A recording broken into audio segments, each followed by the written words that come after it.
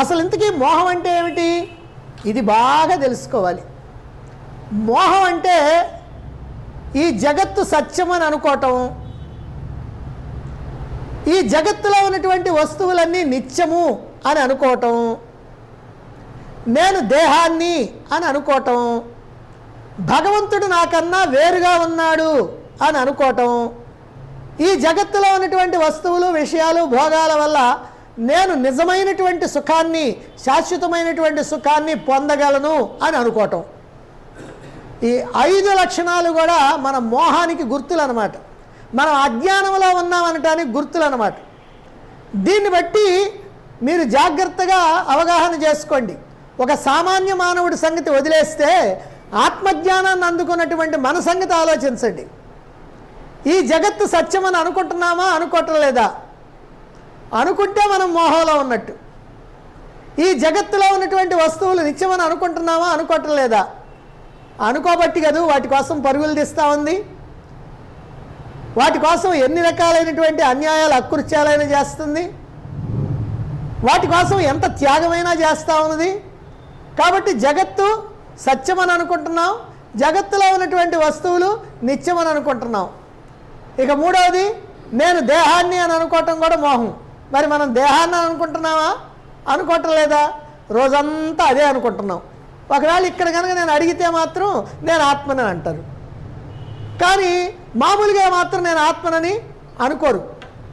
ఎప్పుడో ఒకసారి ఏదో అనుకుంటే అనుకోవచ్చు, కానీ మొత్తం మీద మాత్రం అనుకోరు. వ్యవహారాలన్నీ కూడా దేహంగానే చేస్తూ ఉంటాం. ఇక నాలుగవది భగవంతుడు నాకన్నా వేరుగా ఉన్నాడు అనుకోవటం మోహం అన్నారు. మరి మనం ఏమనుకుంటున్నాం? భగవంతుడు నాకన్నా వేరుగా ఉన్నాడనేగా అనుకుంటుంది. భగవంతుడు నాకంటే వేరుగా ఉంటేనేగా భగవంతుడిని తృప్తిపరచాల్సింది, భగవంతుడికి నమస్కరించాల్సింది, భగవంతుడిని పూజించాల్సింది, భగవంతుడిని అర్చించాల్సింది, భగవంతుడికి ప్రార్థన చేయాల్సింది, భగవంతుడికి నమస్కారం చేయాల్సింది, భగవంతుడికి నైవేద్యాలు సమర్పించాల్సింది. ఇవన్నీ కూడా భగవంతుడు నాకంటే వేరుగా ఉన్నాడు అనుకుంటే కదూ. అంటే మనం మోహంలో ఉన్నట్టా కాదా? కాబట్టి ఈ లక్షణము మనకుంది.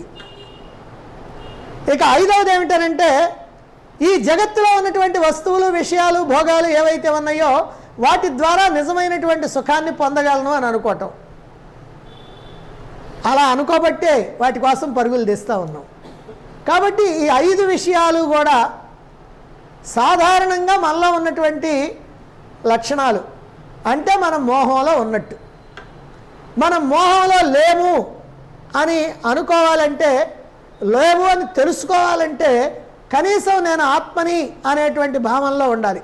ఈ జగత్తు కూడా అనిత్యమైనటువంటిది, అసత్యమైనటువంటిది, ఇది మిథ్య, నిజంగా లేదు, ఉన్నట్టుగా మనకు కనిపిస్తుంది, ఇది భ్రమ.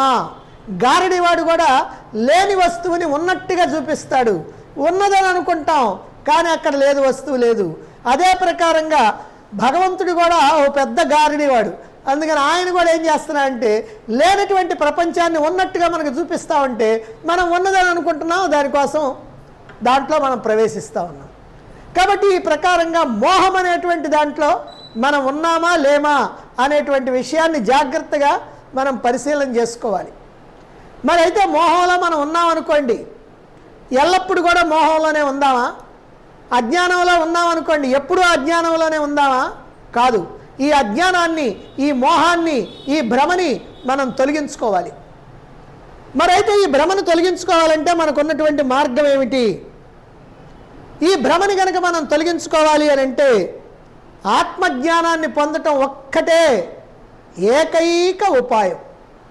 ఇక రెండవ ఉపాయం లేనే లేదు.